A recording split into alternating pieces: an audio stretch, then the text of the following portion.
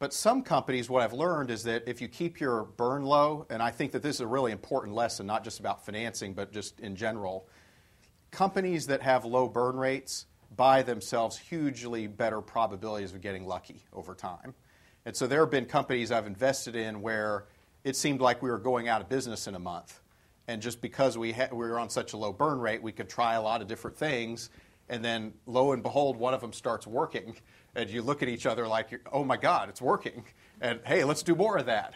And then all of a sudden it goes from being a C to an A in the portfolio. And there's dollars coming in. Yeah, and you're like, oh, my gosh, we've got like profits and a business model. And the customers are growing and the VCs are calling and everything. So it's one of the things I've learned is you and this is what's so hard, is you've got to be willing to not be too formulaic about when did you turn over another card. Mm-hmm. You've got to be willing to really talk to people that you trust and get their sense of perspective about is it time to give up or is it time to be persistent.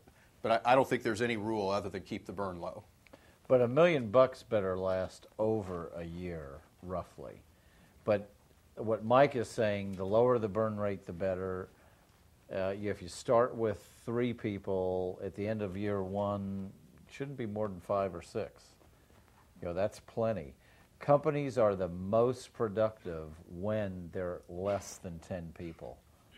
It's when you get over 10 people that, people start looking over their shoulder. They're just not as productive.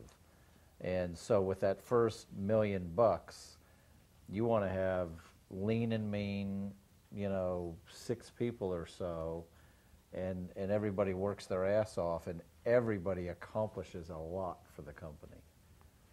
Great. So did you want to say well, something? Yeah, and there is one observation that I think complements low burn rates, and that is having a customer development strategy in addition to a product development strategy. And so most companies in Silicon Valley, when you ask them what their milestones are, they describe an engineering project.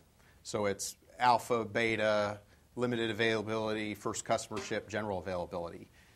There's a really good book written by Steve Blank, who started a company called Epiphany, called The 4 Steps to the Epiphany. And the basic thesis of the book is that companies should do customer development in parallel with product development. And that like at product development milestones, you have customer development milestones around customer discovery, validation, creation, and company scaling. And the companies that pursue the path of low burn experimentation dramatically help the probabilities in their favor. And in this world of the LAMP stack, offshore labor, search engine marketing, there are reasons to be very optimistic that the cost of experimentation is asymptotically approaching zero. And in a world where you can experiment for near zero, you see companies like Slide releasing their products 6 times a day. That's the brave new world of entrepreneurship. Low burn experimentation, done a lot. Find out the winning answers, discard the losing answers, but don't scale until you know it works.